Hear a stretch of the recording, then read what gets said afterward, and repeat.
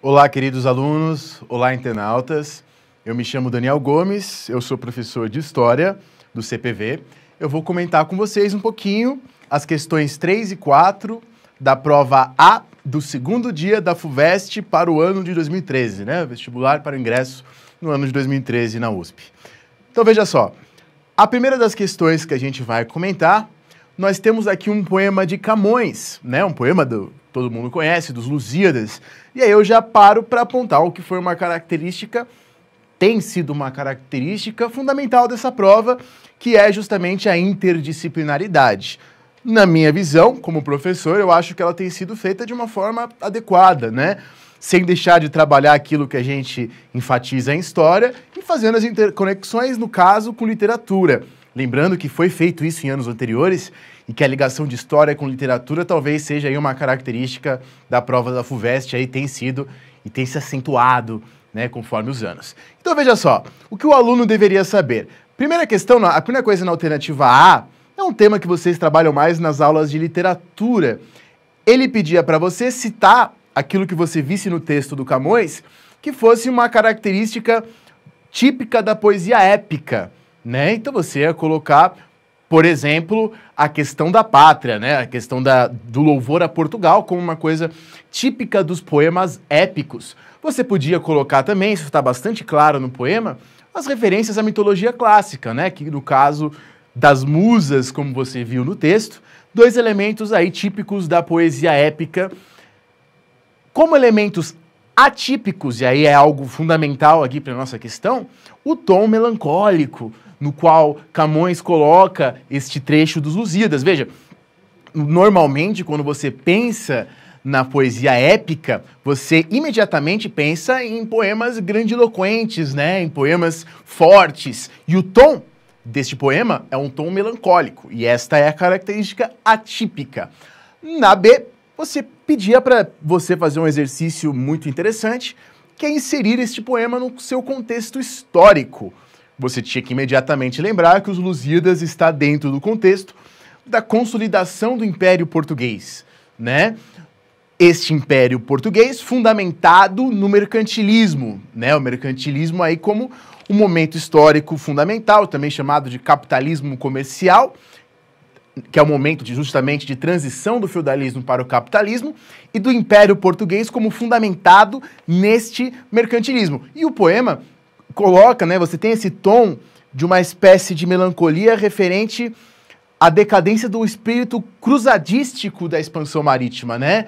Ele coloca a questão da avidez, né, a questão da ganância e uma desilusão com a ideia de que a expansão marítima seria um projeto divino, né, um projeto de Deus, e a coisa da expansão marítima como um projeto de fato mercantilista. Isto está presente no texto, né? Lembrando que estamos em 1572, às vésperas da União Ibérica, né? No final do século XVI, uma sensação de decadência já começa a se formar dentro do mundo ibérico. Você podia também colocar esta questão.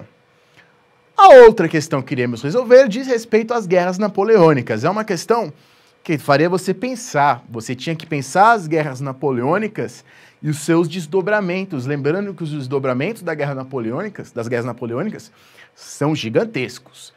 A questão pedia para você pensar o desdobramento em dois pontos. Primeiramente, os desdobramentos, as consequências da expansão napoleônica no leste europeu. Em segundo lugar, as consequências das guerras napoleônicas na América. Nós aqui do CPV decidimos destacar 3 pontos do leste europeu e 3 pontos na América. O que nós falamos das mudanças que Napoleão ocasiona no leste europeu? Imediatamente você ia lembrar que o Napoleão invade a Rússia, e que a invasão da Rússia é um dos pontos aí justamente fundamentais das guerras napoleônicas, que é o momento que o Napoleão começa a perder, né? O momento aí que o Napoleão vai ser varrido do mapa.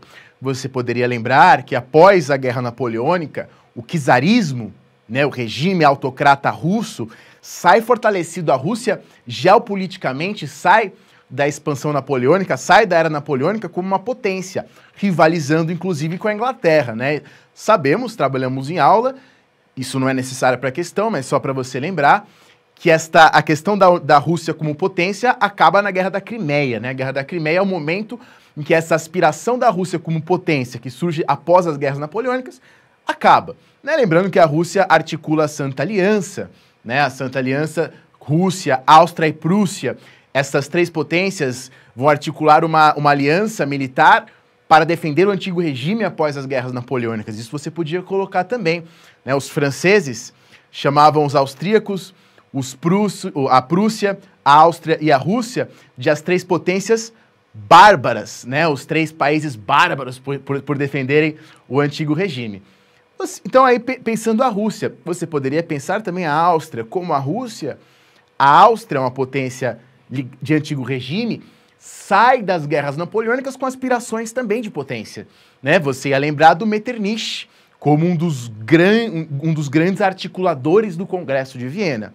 Você poderia pensar ainda a região do que hoje é a Alemanha, né? A região que hoje é a Alemanha, que era o Sacro Império Romano Germânico, e o Napoleão transforma em Confederação do Reno, que depois será a Confederação Germânica. O aluno deveria lembrar que este, como vimos em sala, é um dos passos fundamentais na formação da unificação da Alemanha. Então veja que os desdobramentos das guerras napoleônicas para o leste europeu são gigantescos, né? São bastante influentes. E que dizer da América? Né? Aqui nós escrevemos bastante, destacando 3 pontos dos desdobramentos para a América. Primeiramente, a Espanha é invadida por Napoleão. Né? Esta invasão começa aí a partir de 1807, ela começa a se desenhar. Em 1808 temos a invasão e temos aquilo que os historiadores chamam de o eclipse da metrópole. Né? A metrópole espanhola é eclipsada conforme temos o avanço de Napoleão. Ora, com o eclipse da metrópole, começam a se formar na América juntas governativas. Né? Nestas juntas, os crioulos, a elite econômica aqui da América, começa a articular justamente a independência. Né? Diante do eclipse da metrópole, tem-se o início de uma articulação pela independência. E aí você podia colocar isso em relação à América Espanhola. Em relação ao Haiti, as colônias francesas da América, você ia lembrar que durante a Revolução Francesa, a escravidão nas colônias foi abolida. E que Napoleão Bonaparte tentou restaurar a escravidão.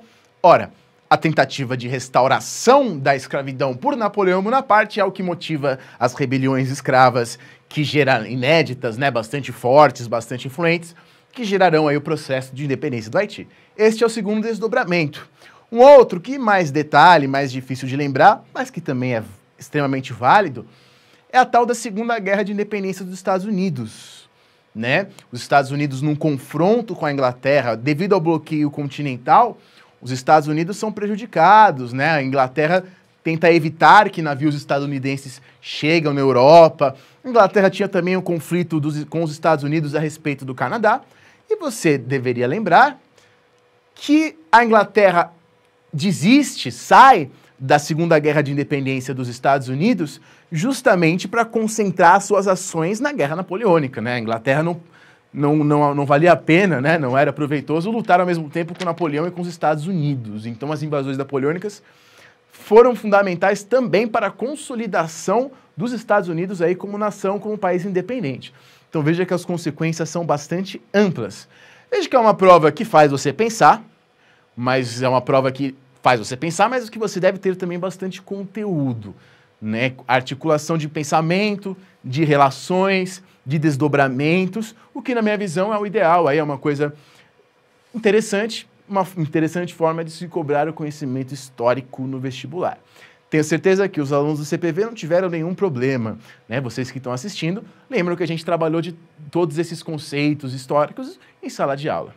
Muito obrigado, um grande abraço, até mais.